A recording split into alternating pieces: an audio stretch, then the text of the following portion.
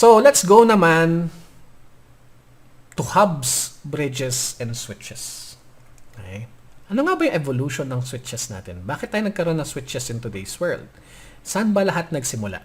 Nagsimula ang switches nagsimula itong technology na to probably in the 1980s. Okay?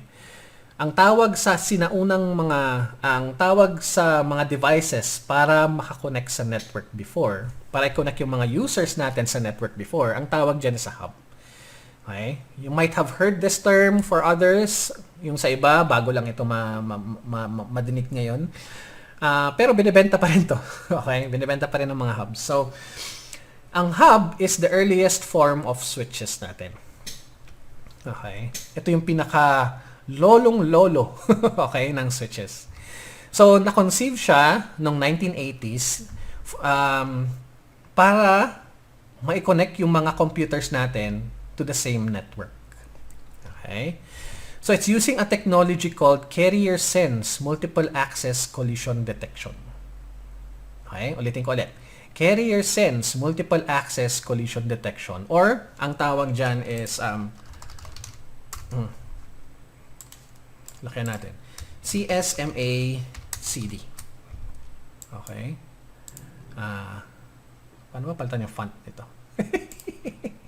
Lakihan natin. Yan. Okay? Ito ang shortened form niya. CSMACD. Ano ibig sabihin nito? Carrier Sense Multiple Access Collision Detection. Lalabas to sa certification ninyo, tandaan niyo to.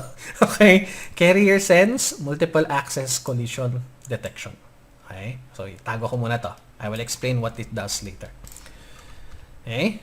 So, it's a physical layer device. So, balik tayo sa OSI layers natin, di ba? May 7 layers tayo. Saan ang hub? It's a physical layer. And it's using a one collision domain. It can send or receive. Send or receive. Ano ibig sabihin nito? Kapag nagsisend ka ng data, hindi ka dapat makaka-receive ng data. Sending lang. Parang walkie-talkie. Okay, ng mga security guard. Breaker, may kuan ba dyan? May first aid kit ba dyan? Kasi may nahimatay dito sa mall, sa lower ground floor. Parang ganun. Tapos magsasalita na yung kabilang party. Okay? So, you can only send and receive data one at a time. Okay? Hindi pwedeng simultaneous. So, ang tawag dyan is half duplex.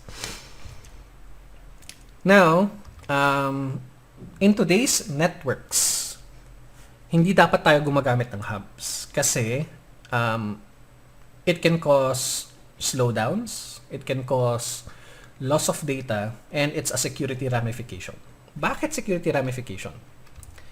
So, let's go back to the fundamentals ng kable natin. Balik tayo sa mga kable ng mga computer. Meron ba akong LAN cable dito?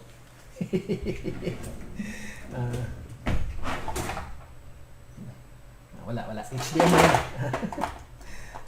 Wala akong kable. Pero, take for example this one. This is an HDMI cable. Pero sabihin na natin LAN cable to Anong dumadaloy ulit dito? Kuryente, right? Okay. So, ano ba yung kuryente na dumadaan sa isang LAN cable? Okay. Usually, yung voltahe na dumadaan sa kable is 3 volts and 0 volts. Okay? So, pag may 3 volts yung linya mo, ang ibig sabihin nun, on. Okay? May kuryente and it corresponds to 1.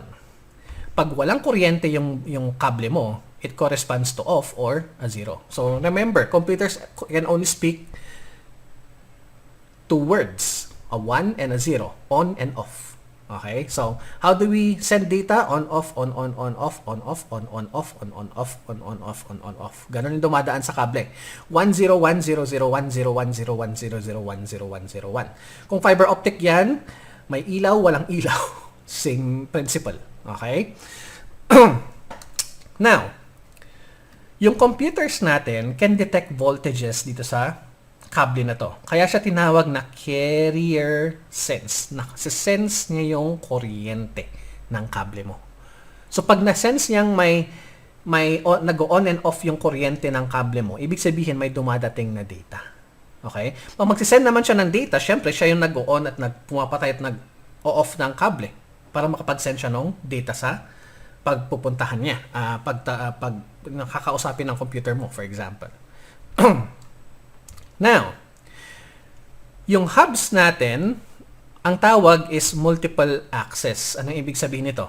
Isipin nyo, yung hub ninyo is isang malaking wire lang yan sa loob na meron kayong connector. Okay, single point of connection. So pag ito nagtra-transmit ng data, itong computer na to, okay? Syempre, yung kuryente na yon na-detect din dito. So pag nag-send ako ng 1 dito, umiilaw may kuryente yung kable na to. Ang ibig sabihin, na-detect ng mga computers na may data na may gumagamit ng wire, for example. So pag off nan, walang kuryente. Pag on, pag off, pag on, pag off. Okay? So ito nagsa-transmit ng data. Okay? Now, ano ibig sabihin ng collision? Okay? So, kung titignan nyo dito, you can only send or receive one at a time. Ano ibig sabihin ito? Pag ito nagsasalita, dapat itong dalawa nakikinig. Okay? Pag nagbe-breaker kayo, di ba? Yung mga security guard. Okay? So, pag ito nagsasalita, ito dapat hindi na, nakikinig lang itong mga to. Okay? Now, there will be a time na, kunyari, tahimik lahat. And sabay nagsalita itong computer nito, computer 3, at si computer 1. Parehas silang gumamit ng wire. Okay? Sa loob ng hub mo. Anong mangyayari doon? Magkakaroon ka ng collision. Kaya makikita niyo dito, meron tayong tinatawag na collision detection. Okay? Now, pag nagkaroon ng collision, yung voltahe nito magiging 6 volts, for example. Sample lang Di ba ang 3 volts is on, 0 volts is off. Pero pag dalawa kayong simultaneous na nag-send ng kuryente sa parehong wire, okay, magiging 6 volts yung wire. And automatic, alam ng computers natin na pag naka-receive tayo ng 6 volts dito sa kable na to, ibig sabihin, dalawang computer yung nag-send, na sinubukan mag-send ng data at the same time. So, anong ibig sabihin nun? Parang nagbanggaan yung data nyo sa gitna ng wire, nagkaroon ng collision dyan, nasira yung data mo. Okay? So, yun ang ibig sabihin nito. Carrier sense multiple access collision detection. Ulitin ko lang Carrier sense kasi nade-detect ng mga computers kung may voltahe ang wire natin. Multiple access kasi yung hub natin is parang single wire lang yan. Okay? Isang single wire. Na tinap-tap mo lang yung mga computer. So, pag ito nagsisend, ito dapat nagre-receive. Okay? Pag tumahimik ito, that's the time that this computer can send data, and itong dalawang ito, receive lang. Okay? So, only one person can speak at a time. Yun ang shortest definition ng kung paano gumagana ang hub. Okay? Now, multiple access, single wire, collision detection means pag there will be times sa network mo na sabay silang nag-transmit itong PC1 and PC3. So, ano nangyari sa data mo? Since naging 6 volts yan, hindi mabasa, automatic alam ng data mo, yung data mo parang nagbanggaan sa wire. Nawala yun. Okay? Parang nagbanggaan ng isang truck sa isang truck. Pag nagbanggaan yan, head to head, ano mangyayari sa truck? Sira yung dalawang truck. Makatakbo pa ba sila? Hindi na. Mariretrieve pa ba yung data sa loob ng truck?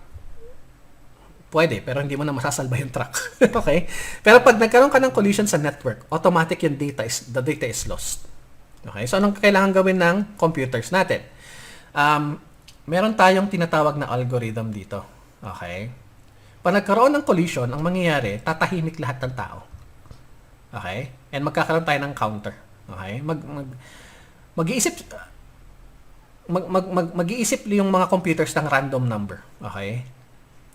So, kunyari, ito, inisip niya 400, ito 300, ito 200.